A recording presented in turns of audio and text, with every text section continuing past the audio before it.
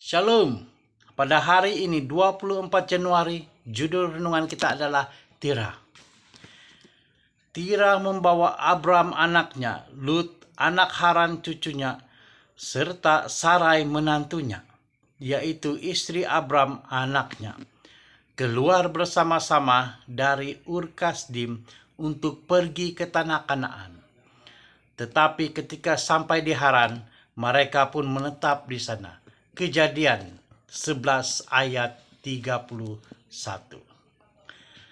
Walaupun tidak ada catatan mengenai Tuhan yang memanggil Tera untuk keluar dari Ur dan pergi ke Kanaan, dia memang berniat untuk pergi ke tanah yang subur itu bersama seluruh keluarganya. Semua orang kecuali anaknya Haran yang meninggal di Ur. Laluan yang biasa digunakan dalam perjalanan ke Mesopotamia dari Mesopotamia ke Palestina adalah melalui kawasan utara Sungai Efrat di Syria dan kemudian ke selatan melalui lembah Orontes ke Kanaan.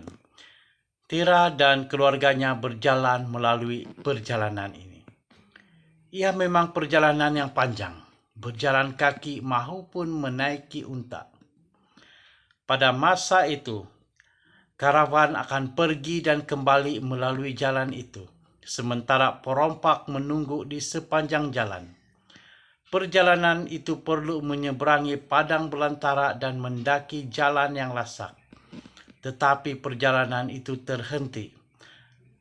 Ketika sampai di Haran, mereka pun menetap di sana. Berbeza dengan kawasan lasak yang mereka lihat sebelumnya, Haran adalah kawasan yang berpenduduk di mana tanahnya subur. Tera merasa cukup selesa dengan keadaan itu, memutuskan untuk tinggal di sana bersama keluarganya.